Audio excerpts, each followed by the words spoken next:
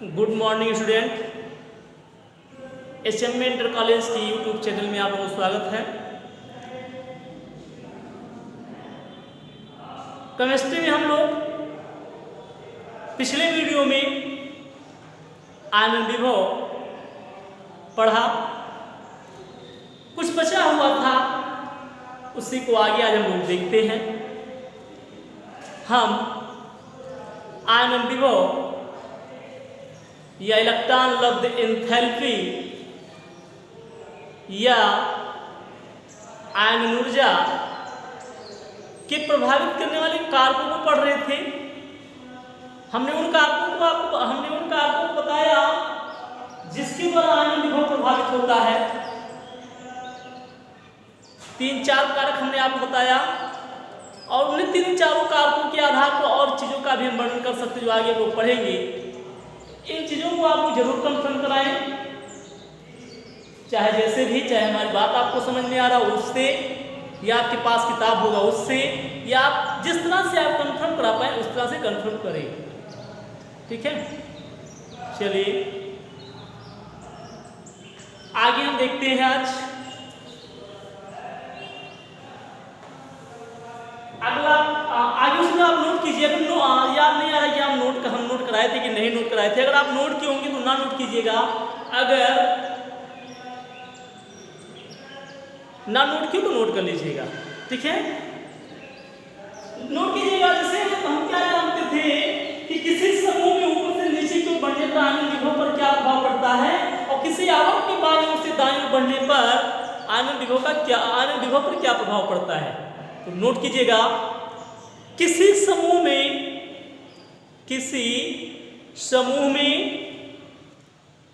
ऊपर से नीचे की ओर बढ़ने पर, किसी समूह में ऊपर से नीचे की ओर बढ़ने पर तत्वों का आयनन विभव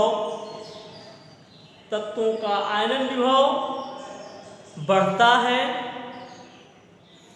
तत्वों का आयनन विभव क्या होता है? बढ़ता है। ठीक, अगली लाइन से नोट कीजिएगा, किसी आवर्त में बाईं ओर से दाईं ओर बढ़ने पर, गलत हो गया, सॉरी, फिर से नोट कीजिएगा, किसी समूह में ऊपर से नीचे की ओर बढ़ने पर तत्वों का आयनन विभव घटता है। ठीक है, किसी समूह में ऊपर से नीचे की ओर बढ़ने पर तत्वों का आयनन विभव क्या होता है? आयनन विभव घटता है। ठीक, क्योंकि परमाणु त्रिज्या बढ़ती है। क्योंकि परमाणु त्रिज्या क्या होती है? बढ़ती है। सही कर लीजिएगा, किसी समूह में ऊपर से नीचे की ओर बढ़ने पर तत्वों का आयनन विभव घटता है क्योंकि परमाणु त्रिज्या बढ़ती है। ये हो गया। अगली लाइन से नोट कीजिएगा, किसी आवर्त में बाईं से दाईं ओर बढ़ने पर, किसी आवर्त में बाईं से दाईं ओर बढ़ने पर तत्वों के आयनन विभव बढ़ते हैं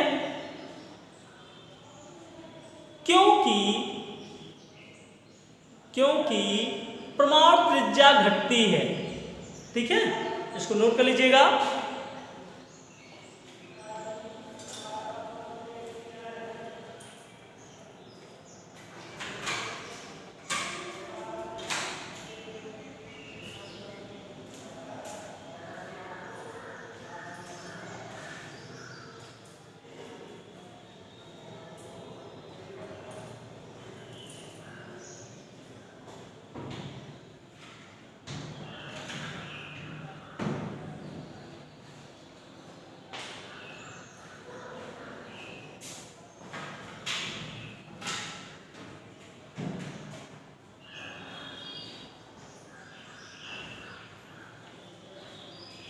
चलिए ठीक, नोट कर लिए।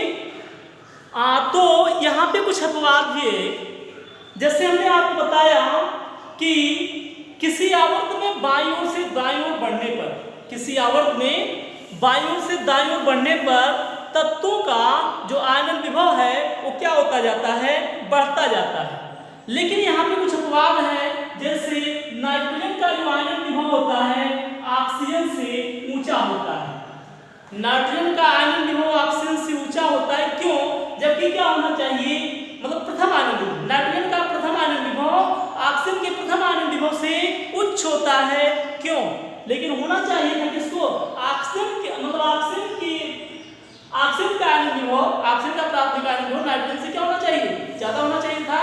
लेकिन यहाँ पे थोड़ा क्रम गड़बड़ है, नाइट्रोजन का प्रथम आयनन विभव ज्यादा है, किससे, ऑक्सीजन से, क्यों? तो एक प्रश्न आप नोट कर लीजिएगा, ये प्रश्न भी पूछा गया, बहुत बार पूछा गया है, तो ये प्रश्न आप नोट कर लीजिएगा कैसा प्रश्न दिया गया है, ठीक है। प्रश्न आपका है कि नोट कर लीजिए, नाइट्रोजन का प्रथम आयनन विभव, नाइट्रोजन का प्रथम आयनन विभव ऑक्सीजन के प्रथम आयनन विभव से ऊंचा होता है, क्यों? नाइट्रोजन का प्रथम आयनन विभव ऑक्सीजन के प्रथम आयनन विभव से ऊंचा होता है, क्यों? स्पष्ट कीजिए, ठीक है। तो इसको हम बताते हैं आपको, लेकिन होना चाहिए था क्या इसका आयनन बहुत ज्यादा होना चाहिए था, इसका कम, क्यों? क्योंकि मैं तो पढ़े हैं कि किसी आवर्त में बाईं ओर से दाईं ओर बढ़ने पर, किसी आवर्त में बाईं ओर से दाईं ओर बढ़ने पर तत्वों का आयनन विभव क्या होता जाता है, बढ़ता जाता है। लेकिन यहाँ पे ऐसा नहीं है, तो क्यों ऐसा नहीं है, हम इलेक्ट्रॉनिक विन्यास के आधार पर उसको स्पष्ट कर सकते हैं। देखिएगा, जैसे आप जानते हैं नाइट्रोजन है, नाइट्रोजन का परमाणु कितना होता है, 7 होता है। आप इसके इलेक्ट्रॉनिक विन्यास कीजिए तो क्या होगा, 1s2, 2s2 और 2p क्या होगा, 2p3, ये तो होगा 2 2 4 3 7, यही वाला। अगर यहाँ पर देखिए, यहाँ पे ट्यूब कोष है ना, आप जानते हैं ट्यूब कोष में कितने ऑर्बिटल होते हैं, 3 ऑर्बिटल होते हैं। ट्यूब कोष में कितने ऑर्बिटल होते हैं, ट्यूब कोष में 3 ऑर्बिटल होते हैं। और यहाँ पर अगर हम देखें इलेक्ट्रॉन को भरे, यहाँ पे p में 3 इलेक्ट्रॉन भरा गया, तो 3 इलेक्ट्रॉन को कैसे भरेंगे, सभी ऑर्बिटलों में एक इलेक्ट्रॉन भर देंगे ना, एक इलेक्ट्रॉन में यहाँ पे भरा, एक इलेक्ट्रॉन यहाँ पे भरा, एक इलेक्ट्रॉन यहाँ पे, ऐसा भरा, ऐसा कुछ आप, मतलब इस इलेक्ट्रॉन विन्यास से आपको कुछ याद आ रहा है, आपको याद आना चाहिए कि ये अर्ध रूप से अस्थायी रूप में है। किस रूप में है, अर्ध रूप से अस्थायी है। अर्ध रूप से कैसा है, अर्ध रूप से अस्थायी है। हमने आपको बताया था आजकल 2 रूप में रहना चाहते हैं, चाहे अर्ध रूप में हो या पूर्ण रूप में हो, अर्ध रूप में या पूर्ण रूप में आना चाहते हैं। अगर यहाँ पे 1 इलेक्ट्रॉन होता, यहाँ पे कितने इलेक्ट्रॉन होता, अगर यहाँ पे 2 इलेक्ट्रॉन होता तो क्या चाहता, अपने बगल वाले से 1 इलेक्ट्रॉन लेना चाहता और यहाँ पे क्या कर लेता, 3 कर लेता। लेकिन यहाँ पे ऑलरेडी 3 पहले से ही है, 3 पहले से ही है, मतलब यह अर्ध रूप से अस्थायी है, ठीक है। दूसरा देखो, यहाँ पे ऑक्सीजन है, ऑक्सीजन का इलेक्ट्रॉन विन्यास 1s2, 1s2, 2s2 और 2p4, ये तो होगा 4 4 8। यहाँ पर देखिए ट्यूब कोष में जानते 3 ऑर्बिटल होते हैं, यहाँ पे कितने इलेक्ट्रॉन भर दिए, इस तरह से इलेक्ट्रॉन विन्यास कर दिया गया, ठीक। यहाँ पे क्या चाहेगा, ये ऑर्बिटल किस रूप में आना चाहेगा, आएगा, चाहेगा नहीं।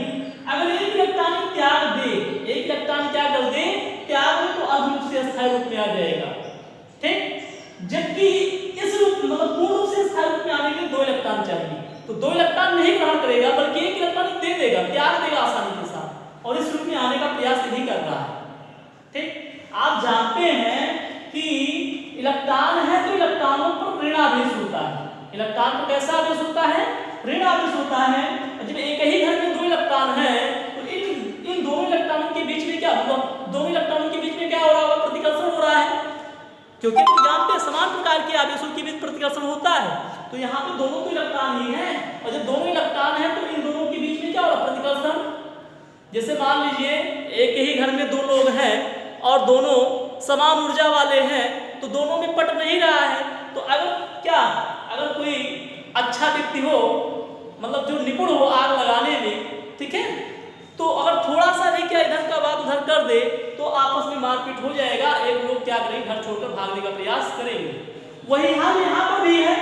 इस घर में, इस आर्टिकल में 2 लोग हैं, दोनों पर समान आवेश है, इसलिए इनके बीच में क्या हो रहा है, इनके बीच में प्रतिकर्षण हो रहा है। इनके बीच में क्या होगा, प्रतिकर्षण। इन्हें हम थोड़ी सी ऊर्जा दे दें, थोड़ी सी क्या कर दें, थोड़ी सी ऊर्जा दे दें, तो अपना एक इलेक्ट्रॉन क्या कर देगा, एक इलेक्ट्रॉन त्याग देगा, जिससे इस रूप में आ जाएंगे, अर्ध रूप से स्थायी रूप में आ जाएंगे। तो यहाँ पे इसीलिए हम कहते हैं कि ऑक्सीजन का प्रथम आयन विभव होता है। ऑक्सीजन का प्रथम आयन विभव नाइट्रोजन से क्या होता है, कम होता है। यहाँ से इलेक्ट्रॉन निकालने के लिए यहाँ से इलेक्ट्रॉन निकालना होगा तो ज्यादा ऊर्जा देनी होगी, क्योंकि ये अर्ध रूप से स्थायी रूप में है और ये इस रूप में आना चाह रहा है। तो यहाँ से इलेक्ट्रॉन निकालने के लिए थोड़ी सी ऊर्जा देंगे, इलेक्ट्रॉन निकल जाएगा, लेकिन इसकी तुलना में यहाँ से इलेक्ट्रॉन निकालने के लिए हमें ज्यादा ऊर्जा देनी पड़ेगी। ठीक है, समझ में आया होगा? तो आप प्रश्न का जवाब दीजिए, ज्यादा कुछ नहीं, सीधे आप कीजिएगा, ऐसे इलेक्ट्रॉन विन्यास कीजिए और थोड़ा इसके बारे में लिखिए, क्योंकि हम जानते हैं ऑक्सीजन में एक जोड़ा युग्मित इलेक्ट्रॉन होता है और 2 अयुग्मित होते हैं।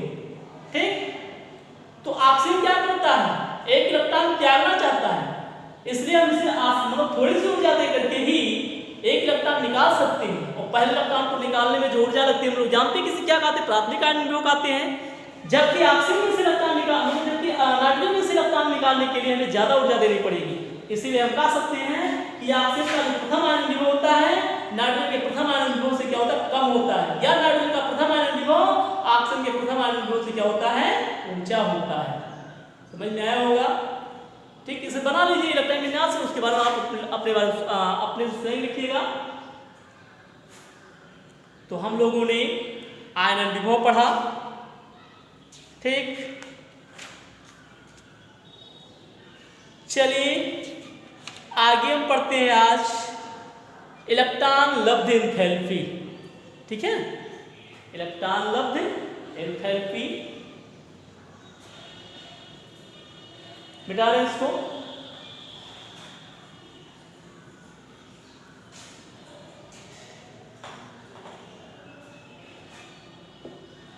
केवल आज परिभाषा होता है आपके लक्षण मतलब प्रभाव हम कल बता देते हैं। ठीक है, हेड डालेगा इलेक्ट्रॉन लब्ध एंथैल्पी, इलेक्ट्रॉन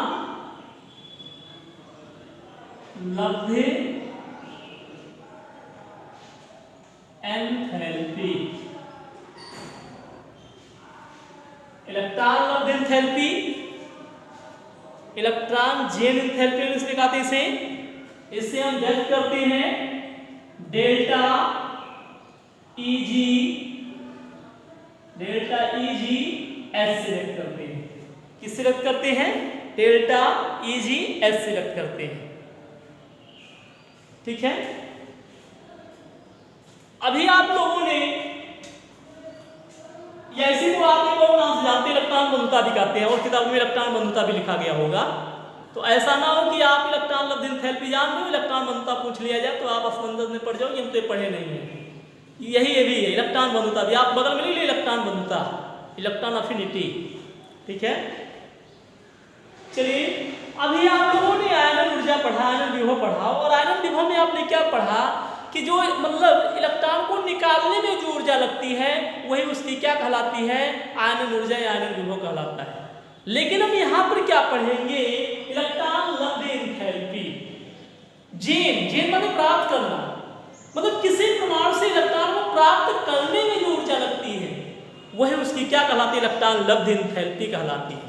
ठीक है, किसी विलयन परमाणु से मतलब ये परमाणु गैसीय अवस्था में होगा, मतलब किसी गैसीय परमाणु से इलेक्ट्रॉन ग्रहण करने में या मतलब किसी परमाणु के बाह्यतम सिरे से समझिएगा, अपनी भाषा में समझिएगा, किसी परमाणु के बाह्यतम कोश में, किसी परमाणु के बाह्यतम कोश में एक इलेक्ट्रॉन डालने में या एक इलेक्ट्रॉन प्रवेश कराने में जो ऊर्जा लगती है वही उसकी क्या कहलाती है, इलेक्ट्रॉन लब्ध एंथैल्पी कहलाती है।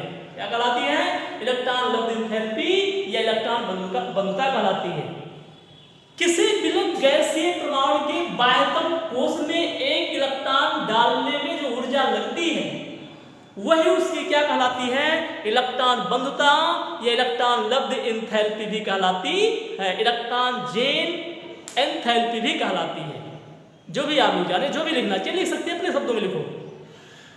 मतलब किसी विलयन परमाणु से एक इलेक्ट्रॉन ग्रहण करना ही क्या कहलाती है, इलेक्ट्रॉन लब्ध एंथैल्पी कहलाती है। ठीक है, तो ये भी लिखना चाहिए, नोट किया। किताब की भाषा में आप किताब की भाषा नोट कीजिएगा, नोट किए, बोल रहे हैं, नोट कीजिए। गैसीय अवस्था में, गैसीय अवस्था में किसी तत्व के, गैसीय अवस्था में किसी तत्व के एक विलगित गैसीय परमाणु के, एक विलगित गैसीय परमाणु के बाह्यतम कोश में एक इलेक्ट्रॉन जोड़कर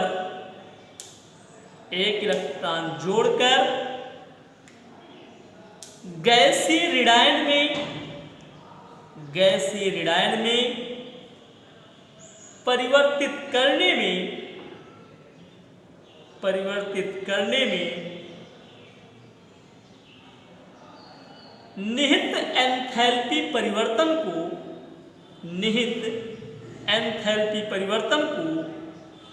उस तत्व की इलेक्ट्रॉन लब्ध एंथैल्पी कहा जाता है। उस तत्व की क्या कहते हैं, इलेक्ट्रॉन लब्ध एंथैल्पी कहते हैं। ठीक है, ये परिभाषा थोड़ा अजीब लग रहा है, तो परिभाषा अगर आप लिखना चाहें तो आप अपने शब्दों में लिखिए, बोल रहे भी परिभाषा नोट कीजिएगा। ठीक है, किसी गैसीय परमाणु के, नोट कर लीजिएगा, या करके दूसरी परिभाषा, किसी गैसीय परमाणु के बाह्यतम कोश में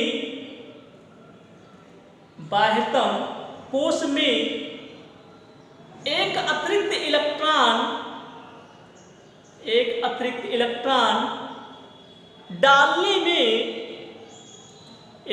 इलेक्ट्रॉन डालने में जो ऊर्जा लगती है वही उसकी इलेक्ट्रॉन लब्ध एंथैल्पी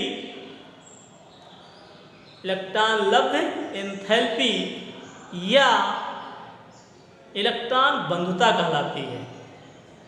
ठीक है, जैसे मान लीजिए कोई परमाणु है यक्स है, कोई परमाणु यक्स है।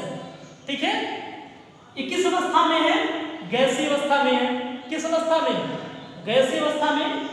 इसमें क्या किया जा रहा है, एक इलेक्ट्रॉन बाहर से डाला जा रहा है, प्रवेश कराया जा रहा है। क्या किया जा रहा है, प्रवेश कराया जा रहा है। तो ये क्या बनाता है, जब आप जानते हैं जब कोई परमाणु इलेक्ट्रॉन ग्रहण करता है उस पर कैसा आवेश आ जाता है, माइनस चार्ज आ जाता है। क्या जाता है, माइनस चार्ज आ जाता है। तो यहाँ पे माइनस चार्ज लगा। ठीक, और किस अवस्था में है, गैसीय अवस्था में ही है। ठीक है, मतलब कोई परमाणु हो उसके बाह्यतम कोश में इलेक्ट्रॉन डाला जाए और किस में परिवर्तित हो, गैसीय ऋणायन में परिवर्तित हो जाए, और उसके डालने में जो ऊर्जा लगी वही उसकी क्या कहलाती है, इलेक्ट्रॉन लब्ध एंथैल्पी कहलाती है। कोई दिक्कत, नोट कर लीजिएगा। ये इसे हम लिखते हैं और डेल प्लस डेल्टा एच, या डेल्टा एच बराबर क्या जानते हैं, डेल्टा ईजी। एच भी हम जानते, चाहे डेल्टा एच डेल्टा ईजी लिखो। ठीक है, दोनों लिख सकते हैं, तो लिख लीजिएगा इसको लिख लीजिए समझने के लिए।